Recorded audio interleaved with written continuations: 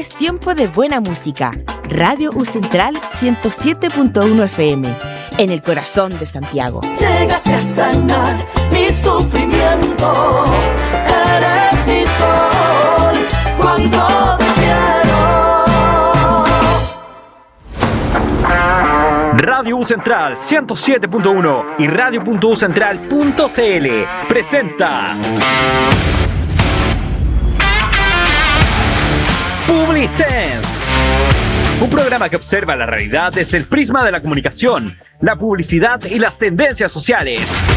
Publisense, con la conducción de Álvaro Medina Jara.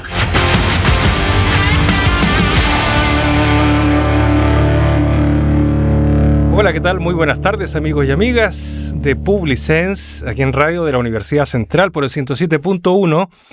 Y como saben, si no alcanza a vernos en directo, siempre estamos por radio.ucentral.cl y también por el canal de YouTube donde quedan colgados los programas. Hoy vamos a tener un programa especial dedicado al análisis del marketing político, de la comunicación política, con un invitado que ya estaba acá. Gran profesor, gran académico, director de la carrera de Administración Pública y profesor y académico del mundo de las ciencias políticas, don César Rosende, que ya es parte de la casa ya usted. Bienvenido. Muchas gracias, Álvaro. Sí, hacemos lo que podemos. Aquí estamos a cargo de la carrera de Administración Pública, como tú bien lo señalas.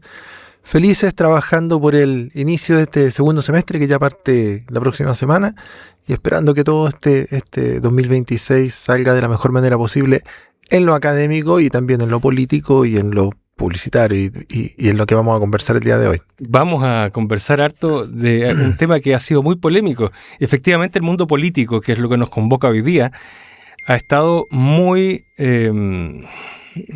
conflictuado a propósito de la propuesta constitucional del presidente José Antonio Kast, una propuesta en torno al tema de la seguridad pública, en torno a la agenda contra el crimen organizado, y que establece la posibilidad de que la seguridad pública pase a ser un deber del Estado. Más explícito, es decir, que la Constitución señale explícitamente que el Estado tenga la obligación de resguardar la seguridad de las personas. Hasta ahí el mensaje parecía bien. Sin embargo, este proyecto constitucional crearía un nuevo estado de excepción por razones de seguridad pública. Así es. Estado de excepción que, y esta es la parte más polémica, pretende disponer el gobierno que sea un régimen especial para enfrentar amenazas del crimen organizado, eventuales amenazas terroristas, pero que queda a discreción del presidente de la República establecer cuáles son esas amenazas. A diferencia, para que aquellos que no están tan familiarizados con el lenguaje legal, a diferencia de los otros estados de excepción constitucional, que ninguno de ellos responde a amenazas, responde a hechos, es decir, atentados contra el estado de catástrofe, por ejemplo, es cuando ya está declarada la catástrofe. El estado de sitios, cuando usted efectivamente ya tiene un estado un conflicto interno, conflicto que lo amerita. Es decir, todos son ex post el escenario. Este sería un estado de excepción constitucional ex ante. Cuando yo considero que hay una amenaza que puede provocarme algo, entonces puedo restringir libertades. Y lo que vamos a conversar hoy día, profesor Rosende, precisamente es ¿qué es lo que se quiere comunicar con esto? ¿Qué es lo que hay detrás de este mensaje que parece tan polémico? Ha generado críticas incluso del oficialismo. Sí, ha generado críticas porque viene a restringir garantías constitucionales y derechos con la sola potestad y con el solo mandato del presidente de la República. Pero antes de ir al fondo de la discusión, yo creo que tenemos que dar un análisis previo. Esto tiene relación con que nos encontramos en un contexto en que la popularidad del gobierno ha estado descendiendo. Uh-huh. Ha estado cerca del 30% y se ha mantenido ahí. A veces sube, a veces baja, pero está en ese porcentaje. Viniendo de una elección ganada con un porcentaje muy altísimo, 58 si no me equivoco. Entonces, el gran eje electoral sobre el cual se sustentó la campaña del gobierno es precisamente la seguridad. Así es. Y desde mi perspectiva, el momento que se elige para lanzar esta reforma no es cualquier momento, es precisamente un momento en el que el gobierno necesita retomar el control de la gente y retomar la popularidad y retomar el apoyo de su electorado. Entonces, traer de nuevo a colación este mensaje de que estamos en un país inseguro, que necesitamos vivir en libertad, bueno, es precisamente traer a su público de vuelta, es precisamente hablarle a aquellos votantes que ha ido perdiendo. El escenario además implica que estamos en un momento político en el cual incluso la economía ha tenido números rojos. Llevamos 2 trimestres consecutivos técnicamente en recesión económica. O sea, porque ya son 2 trimestres consecutivos en negativo, de crecimiento. Sí, señor. Por lo tanto, estamos sufriendo en el bolsillo. Efectivamente ha habido reacciones negativas contra el gobierno y se lanza esto entonces como para recuperar el mensaje eje que tuvieron, de acuerdo a lo que... Claro, yo creo que tiene que ver con eso, nos está yendo mal, nos fue mal con el tema de las bencinas, nos fue mal con la ministra Steiner, nos fue mal con la ministra de Deportes, hemos tenido conflictos entre el ministro Quiró y este otro ministro, se me fue el nombre ahora. Entonces han habido hartos conflictos, harto ruido en torno al gobierno, la salida de la ministra Sedini. Han sido, ¿cuánto? 5 meses de gobierno, sí. Bien accidentados, bien complejos. Muchos seremis, muchos funcionarios de alto nivel jerárquico, no digamos tan solo personas que estén saliendo. Que han tenido que dejar su cargo por diversas razones. Entonces, creo que el gobierno se está dando cuenta de que necesita tomar de nuevo las riendas, controlar, tomar el sartén por el mango. El secretario de Hacienda que tuvo que salir por droga. Además, imagínate, qué mal manejo eso, porque además el tercer examen que se realiza, ese examen en que sale negativo, no se realiza en el laboratorio oficial, sino que en una clínica privada, que además se cuestiona la validez de este examen o no. No, mal hecho eso. Entonces, creo que es el momento en que el presidente trata de tomar el sartén por el mango, de decir, no se olviden que estamos en un problema de seguridad, llegó el momento por fin de actuar en torno a este tema. El diagnóstico que nos plantea el presidente Kast es que Chile, mira, tengo un resumen más o menos de su discurso. Chile enfrenta un fenómeno criminal nuevo y sustancialmente distinto al pasado. Tenemos delincuencia internacional, formas nuevas de cometer delitos que están llegando a nuestro país, a las cuales no estamos acostumbrados, el Tren de Aragua y estos carteles internacionales infiltrados. Sí, perdón, pero ¿no te parece esa parte del discurso, esa parte del mensaje muy parecido al estamos en guerra contra un enemigo, que fue el mensaje del presidente Piñera después del estallido, ¿recuerdas? Es que la única forma que tú tienes para poder solicitar atribuciones excepcionales es demostrar que estamos ante un evento excepcional. Exacto. Y que hay un enemigo que debe ser enfrentado con unidad nacional. Un enemigo, claro, que tiene que ser enfrentado. En el fondo, yo soy distinto del otro. Tenemos que identificar al otro para decir, nosotros necesitamos más poder para enfrentar a este tremendo Goliat que tenemos al frente. Nos dice que la legislación y institucionalidad existentes son insuficientes para responder, no para combatir solamente la delincuencia, el delito, sino que son insuficientes para enfrentar estas nuevas formas delictuales. Entonces necesitamos darle al gobierno más potestad, más poder y más atribuciones. La seguridad constituye una condición indispensable para el ejercicio de la libertad de las personas. Uh-huh. Ahora, evidentemente, si Chile es un país tremendamente inseguro, nadie va a salir de su casa por miedo, por temor. Pero parece que no están así. Yo comparto en parte ese discurso. Si no tenemos seguridad, es difícil ejercer y desarrollar nuestra libertad. Pero a partir de ese discurso, entonces, es que se levanta esta propuesta que ha sido tan polémica, ¿cierto? Sí, pero volviendo al momento, ¿por qué en este momento? Es decir, la pregunta que te quiero hacer es, ¿se entiende que se establece una propuesta de estas características retomando el mensaje de la seguridad que fue su caballo de batalla? Porque además el eje discursivo en el cual se mueve su sector político. Está bien. Pero ¿por qué este momento se elige? ¿Por qué no otro momento, no otro hito? ¿Alguna fecha emblemática? ¿Por qué este momento? ¿Te parece que hay alguna lógica en que se haya elegido este momento? ¿Lógica desde el punto de vista del marketing político o de la ciencia política? No en particular. Creo que lo que está ocurriendo es que se está hundiendo mucho. Han pasado muchos fenómenos que le han quitado poder al gobierno, que lo han hecho pasar vergüenza.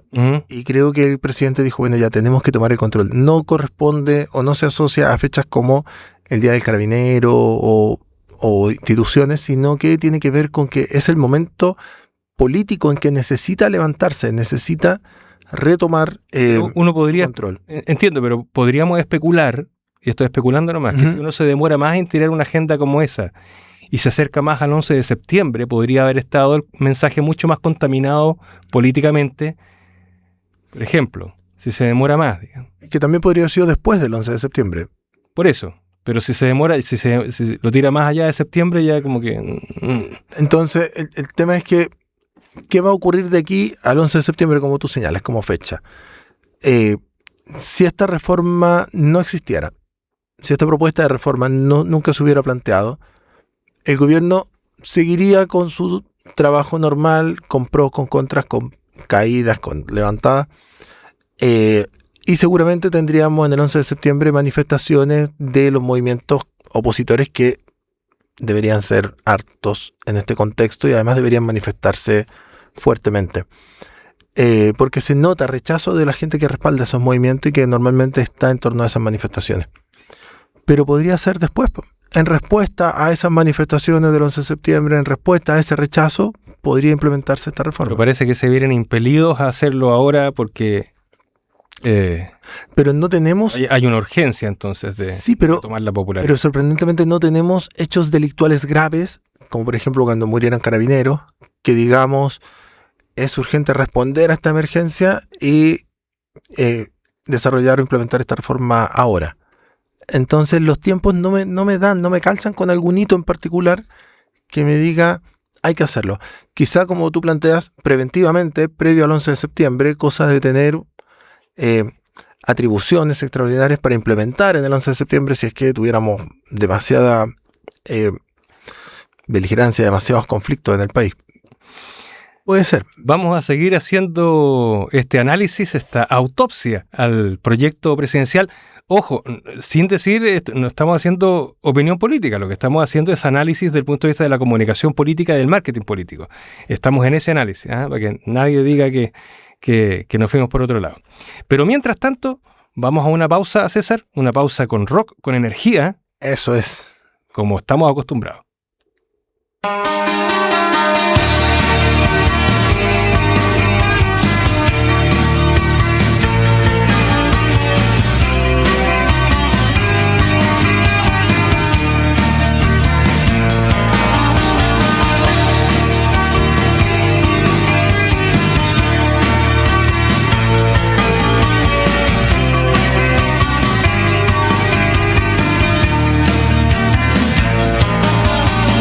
I don't care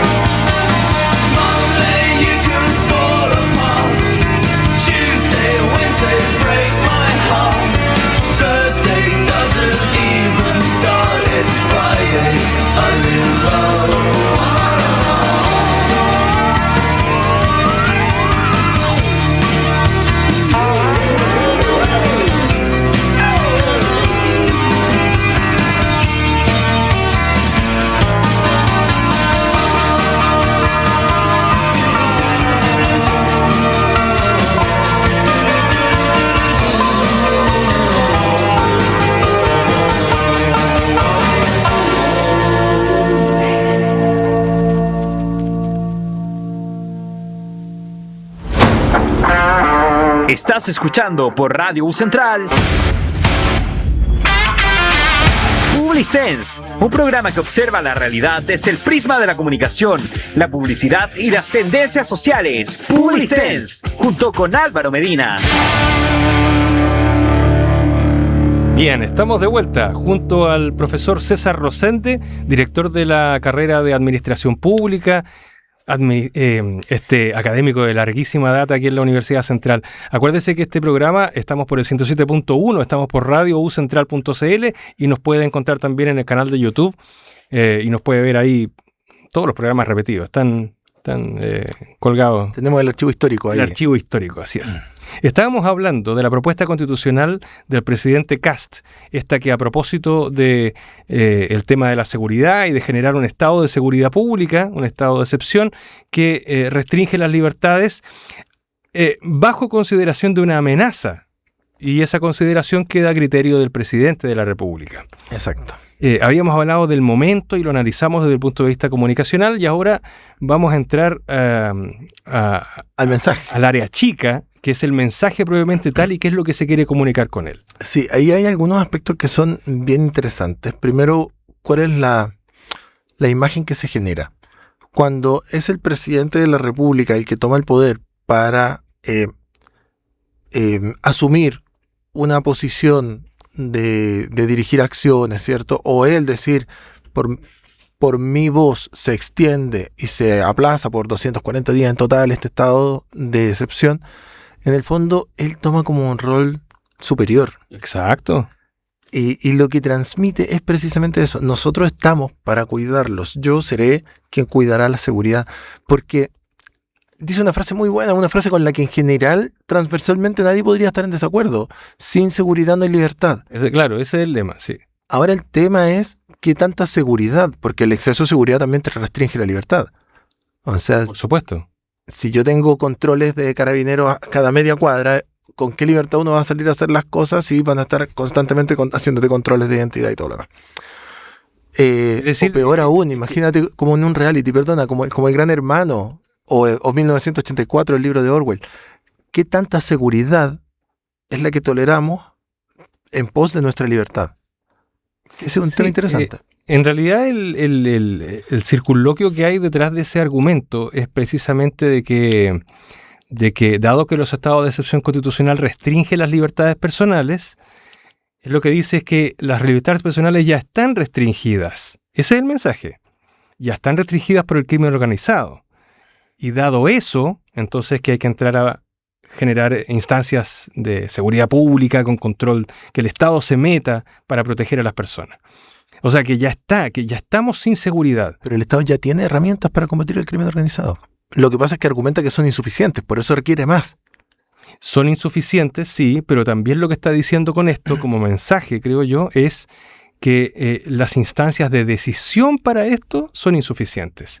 Y por eso que este proyecto lo que deja es en manos del presidente como única instancia decisoria para establecer el estado de excepción. Claro, por eso que refuerza su rol de líder. Así es. Refuerza su mensaje de campaña y busca, como te planteaba al comienzo, traer de nuevo a la gente a su redil, ¿cierto? Creo que desde la comunicación política es interesante. Ya planteamos si era oportuno o no era oportuno. Creo que lo hizo un poco para recuperar el mando, recuperar el control. Pero es interesante cómo con este mensaje trata de ubicarse de nuevo en una posición elevada y decir, aquí vengo yo, Salvador, nuevamente, acompáñenme porque tenemos que hacer de Chile un país más seguro y por lo tanto más libre. Ese mensaje es súper potente para la ciudadanía. Ahora, ¿cómo ese mensaje se desarrolla a lo largo del proyecto constitucional? Es muy... ¿cuál es la palabra exacta? Es muy complejo, muy polémico. Porque además, y aquí yo creo que es parte del análisis comunicativo, es a quién está dirigido, quién es el público de esto. Cuando el presidente dice en el mensaje que dada el ataque del crimen organizado ya no existe el ejercicio de las libertades, ¿quiénes son los que hoy día no pueden ejercer sus libertades por el crimen organizado? No son todos los chilenos. Y a los que les habla con esto, y quienes van a votar esto también, tampoco son los que tienen restringidas sus libertades. Claro. ¿Dónde ataca el crimen organizado? Y no estamos hablando de delitos económicos, no, estamos hablando de actos de sangre, de tráfico, de secuestro, de balacera en las poblaciones. En las poblaciones. Y es ahí donde se van a restringir las libertades. O en la región de la Araucanía, que podría estar refiriéndose a esa parte también. Claro, podríamos hablar de conflicto donde las fuerzas de orden no pueden entrar. Claro, aquellos lugares donde el Estado no llega, bueno, ahora tendrá que entrar por las malas. Ahora tendrán que entrar si no era por las buenas, por las malas. Claro. Exacto. Pero quienes, no sé cómo explicar esto, pero el mensaje no está dirigido a quienes están sufriendo esto directamente. Quienes van a tomar la decisión de aprobar o desaprobar esto no son aquellos que sufren la pérdida de libertades por la presencia del crimen organizado. No, pero yo creo que lo que busca es recuperar a la ciudadanía, porque cuando tú veas la próxima encuesta, CADEM, por la que sea, la popularidad del presidente va a subir. Ya, siempre y cuando, y esto lo digo desde la comunicación de nuevo, siempre y cuando el mensaje vaya acompañado de algunas señales comunicativas también públicas. Por ejemplo, si me dice que me va a proteger, yo espero ver elementos de protección en las calles, espero ver más carabineros, espero ver, no sé, elementos visibles que me hagan sentirme protegido. No lo hallo necesario, no encuentro que sea un correlato obligatorio. Yo creo que basta con el discurso para él situarse en una posición de superioridad y decir yo hago esto para protegerlos, porque si luego es rechazado, la culpa de la desprotección en la que queda el país producto del rechazo se le va a cargar a la oposición. Entonces, con esto él refuerza su imagen de protector y en caso de que le vaya mal, la oposición paga el pato. Perdón lo coloquial, mis queridos auditores, pero creo que es la forma más práctica de entenderlo. Siempre y cuando no le aparezca alguien que diga que no estamos en guerra, como fue el general Iturriaga en su momento. Es que le ha salido gente de sus mismos colores políticos. Le ha salido el presidente de la UDI. NRN también. Le sale gente... es que entonces, por todos lados esto no está consolidado. Creo que además ahí hay una debilidad desde el punto de vista de la comunicación política. Si él va a lanzar un proyecto, por lo menos tiene que enrielar a su gente para conseguir un respaldo sólido al momento de lanzarlo, sobre todo considerando que es un proyecto que es polémico por sí. Y eso no se hizo adecuadamente. Posiblemente nunca se hizo. Y ahora ya es difícil hacerlo. Entonces, en administración pública se habla de gobernanza. Así es. Hablamos de gobernanza cuando involucramos a distintos actores en el proceso de toma de decisiones. Bueno, en la presentación de esta norma legal al Parlamento o en el discurso a lo mejor faltó una gobernanza previa, faltaron acuerdos previos para concitar respaldo, para afinar un documento que tuviera respaldo del sector oficialista y después lanzarlo. Es un tremendo consejo. Vamos a mandarle el link de este programa después al ministro, al biministro, Alvarado, porque yo creo que es que ahí hay un tema de estrategia, del diseño del mensaje, de cómo estoy preparado y cómo me anticipo a lo que pueda ocurrir después. César, otro de los elementos polémicos del mensaje presidencial de esta propuesta constitucional en concreto, además de entregarle poderes extraordinarios al presidente solo ante amenazas, como ya lo dijimos, es el que se va a crear un registro de organizaciones criminales y terroristas. Esto de crear registros donde la gente quede... Esto es muy de la época romana, donde había ciertos delitos y ciertas personas que quedaban proscritas porque quedaban escritas registradas en algún cartel, en algún estatuto. Sin embargo, no es primera vez. Parece ser un sello comunicativo de este gobierno la creación de registros. Ya se promovió antes el registro de vándalos. Tenemos registro de pedófilos, gente que tiene ciertas conductas para que después no sean conductores de furgones escolares y ciertas prohibiciones. Eso existe. Sí, el tema es que es una acción muy estigmatizadora. Y el problema es que se te estigmatiza en función de la creencia de una eventual conducta, no de una conducta ya ejecutada. Exactamente, es un ex ante que es muy peligroso. Exacto. Lo que se dice aquí es que se pretende crear un registro oficial que permite identificar organizaciones consideradas una amenaza para la seguridad nacional. O sea, usted podría hacer una amenaza sin que todavía haya hecho, solo por su discurso, solo por lo que lo dice. Por lo que dice, no necesariamente por lo que usted efectivamente haya hecho. Y por lo tanto queda Y no solo eso, nada te dice que de ese registro no vengan sanciones posteriores. Deberían venir. Los registros se crean para que haya sanciones, para que Exacto. usted pierda beneficios. O sea, no es tan solo que a mí me anoten en una lista. Para eso se y que la crean lista los quede registros. guardada. Entonces a mí me van a sancionar por una conducta que eventualmente nunca he realizado. Exacto. Es complejo. Es súper complejo y todo eso a criterio del presidente de la República. O sea, los partidos de oposición y en particular el Partido Comunista hoy día debería estar muy asustado con eso. De hecho, el periodista... El retorno del artículo 8 de la Constitución del 80, el antiguo artículo 8 que se había derogado ya. Oye, el periodista Juan Cristóbal Guarelo, creo que fue, que dijo: señor presidente, no me obliga a pasar a la clandestinidad. Porque él, en el sentido de ser crítico al gobierno, asumiría eventualmente que entraría a formar parte de este registro. Entonces tendría que hacer periodismo clandestino, porque posiblemente él asumirá que será sujeto de persecuciones y otras cosas. Es complejo. Es una cosa extremadamente compleja porque el criterio no está para nada claro y el ser una amenaza para alguien es algo que no se deja establecido. ¿Cuáles son los parámetros para eso? Y el estado de excepción, además de aprobarse, un estado de excepción debería aprobarse con acuerdo de los parlamentarios. No por la sola decisión del presidente de la República. Exacto. Porque, bueno, y además la posibilidad de prórroga también es por la sola decisión del presidente de la República.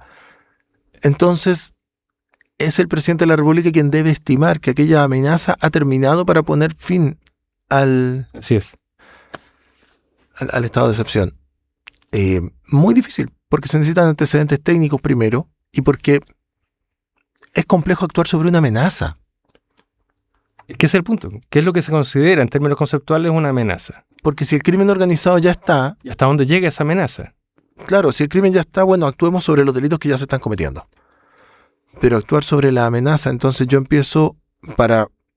A ver, si yo veo una amenaza de bomba en un estadio, yo lo que tendría que hacer sería controles preventivos en la entrada y empezar a registrar mochila y con guardia registrando todos los lugares. Si esa es la lógica de implementar registros muy detallados sobre nuestra sociedad para evitar una amenaza o para enfrentar una amenaza, es muy complejo, porque ¿hasta dónde llega el nivel de registro? ¿Y dónde va a recaer ese registro? Mira, el argumento más escuchado, al menos lo que yo más he escuchado respecto de temas como esto es, bueno, el que nada hace, nada teme. Lo que significa entonces que yo no tengo nada que temer, pues yo no ando con una bomba en la mochila, por lo tanto no me importaría, o no debería importarme, que me registren la mochila.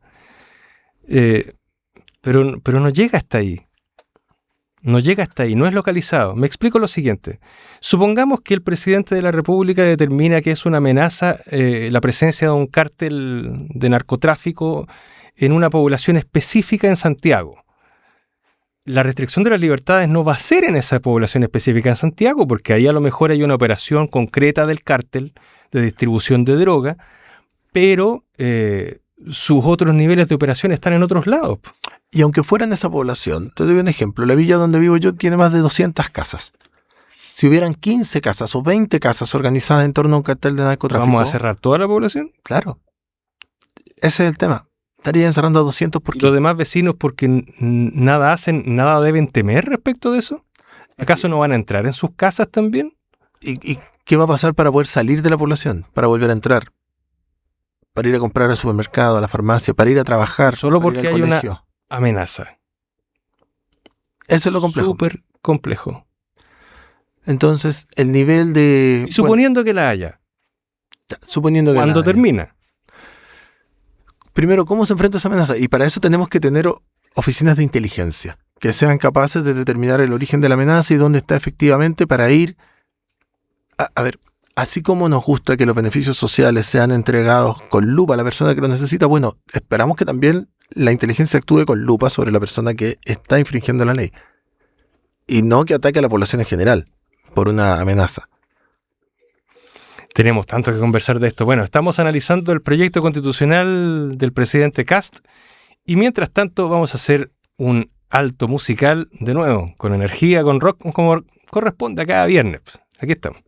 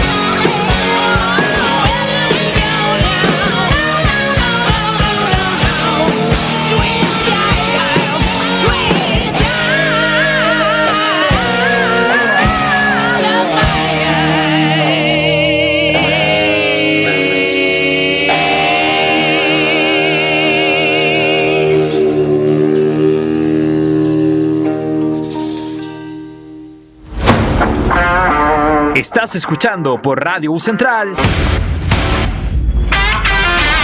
Publisense, un programa que observa la realidad desde el prisma de la comunicación, la publicidad y las tendencias sociales. Publisense, junto con Álvaro Medina. Bien, continuamos con Publisense. Este es un programa de la carrera de publicidad de la Universidad Central, aquí por radio de la Universidad Central en el 104.7, ¿sí? No me equivoqué.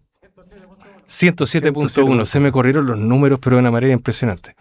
Tengo razones de salud para echarle la culpa a ese tema de los números. Seguimos conversando con el profesor César Rosende, director de la carrera de Administración Pública, académico de larga data aquí en la Universidad Central. Y estamos conversando a propósito de la comunicación política y del marketing político y de cómo ciertas cosas que se dicen o se proponen comunican. Y también dicen detrás de las palabras, hay significados detrás de eso. Y ya que hablamos del proyecto constitucional, ahora entremos a otro que ha sido polémico, otro mensaje que ha sido polémico en estos días. Con eso cerramos el programa de hoy, porque después vamos a ser considerados amenaza. Además, los dichos de la ministra Jimena Lincolao, ministra de Ciencias, a propósito de que, entre otras cosas, dijo que las competencias de un profesor podría ser perfectamente alguien que atendiera público. En el fondo lo que está diciendo es que las competencias que usted adquiere en su desarrollo profesional le sirven para otras cosas también. Que lo importante, detrás de eso, ese es el mensaje, creo yo, lo importante es que usted produzca. claro. Eso es lo importante. ¿Cómo ves ahí el significado detrás de lo que dice la ministra Lincolao y que ha generado también una gran polémica? A ver, cuando uno transmite un mensaje debe ser muy cuidadoso con lo que dice, con cómo lo dice, y debe utilizar las palabras adecuadas para que se entienda efectivamente aquello que quiere transmitir y no todo lo contrario. Uh-huh. Y creo que ahí se ha descuidado esa faceta de la comunicación que es fundamental. El código que se utiliza para transmitir el mensaje es algo fundamental. Podría haber utilizado otro ejemplo, pero escogió equívocamente el ejemplo del profesor, que además es un gremio que generalmente es muy conflictivo y muy confrontacional con los gobiernos de derecha. Ya lo vimos en el caso del presidente Piñera. Así es. Yo entiendo que una persona puede tener competencias para diversas áreas y tiene que poder reconvertirse en caso de cesantía, en caso de algunos problemas. Pero una persona que se ha dedicado 5 años a estudiar modelos pedagógicos, progresiones de competencias, diseños curriculares, pedagogía, andragogía, transiciones cognitivas. Exacto. Por favor, claro. Si yo no le voy a enseñar a la persona cómo funciona un producto, y aunque ese fuera el foco, un profesor tendría que hacer la planificación, el uso horario, diseñar actividades de aprendizaje. Ser profesor es mucho más que venderle un mensaje a sus estudiantes. Así es. Esa no es la lógica de un profesor. Si fuera eso, entonces estudiamos ventas y lo hacemos exactamente. Entonces se equivocó el mensaje ahí claramente. Porque si es por eso también... Equivocó el ejemplo. Usted que a lo mejor alguien que un astrofísico, usted podría ser contador también. Pero por supuesto, si pone para las matemáticas. Yo conozco algunos doctores en matemática que ocupan calculadora y uno dice, pero si usted es un doctor en matemática, ¿cómo va a usar calculadora? Sí, pero lo que él estudia en matemática tiene que ver con puntos en el espacio, en 8000 dimensiones, y cosas mucho más complejas. Pero eso no significa que sus competencias, que tiene hiper desarrolladas, se pueden utilizar en todos lados si su estudio y su enfoque académico va en una dirección, y además estudió 5 años para desarrollarse en ese ámbito. ¿Por qué tenemos que forzarlo a hacer algo para lo que no está preparado? No, yo no lo veo como un forzamiento, yo lo veo como un modelo de... O adaptarlo. Un modelo de sociedad. Lo que le está diciendo es, lo importante es que usted produzca. Y usted podría ser un buen vendedor. Eso es lo que dice la ministra Lincolao. Si usted es profesor, ha sido profesor, imagínense, dice, profesionales como profesor de filosofía, de historia, de lenguaje, usted tiene las competencias que le permitirían ser un gran vendedor o que le permitirían ser una persona dedicada a la atención al cliente. Sí, pero no estudié para eso. O sea, yo soy profesor de historia, claro. además de cientista político, pero no me voy a dedicar a la venta, a menos claro que no encuentre trabajo en otra cosa y ahí tendré que ver Pero dónde mis otra cosa competencias tiene que ver son con útiles. cómo uno se gana las lucas, pero es distinto Exacto. al aporte país, al aporte personal, al desarrollo de la vocación. Entonces ella a lo que está hablando es al aporte económico, puro y simple, y como si ese fuera. Lo que se condice efectivamente es muy coherente con otros mensajes de la ministra que tienen que ver, por ejemplo, con que las ciencias sociales, con que la filosofía, las investigaciones en ese ámbito sean financiadas no por su ministerio, sino por otros. Pero es que esa suerte de relegar a las ciencias sociales a un segundo plano no son solo mensajes de la ministra, vienen del presidente cuando dice que hay libros muy bonitos que están juntando polvo, que la gente no los lee y que en realidad no producen. Bueno, si las investigaciones en ciencias sociales no están diseñadas para hacer producciones aplicadas en un minuto, son producciones que sirven de sustento a futuras producciones aplicadas. O sea, un estudio social puede servir a una empresa para producir jeans. Por ejemplo, si yo hago un estudio demográfico de las preferencias de una persona o de cómo se comporta una sociedad en un sector determinado, una empresa puede tomar ese estudio y decir, en este lugar, en base a este estudio sociológico, me va a ir bien o me va a ir mal, o pongo aquí mi fábrica o no pongo aquí mi fábrica. Exacto. No, hay un tema de concepción del conocimiento. El conocimiento en esa concepción tiene un fin utilitario. Exacto. Pero el conocimiento no puede ser visto así en realidad. Porque lo utilitario es como una mirada cortoplacista. Si usted me sirve o no me sirve ahora para lo que necesito, para producir para la economía, etcétera.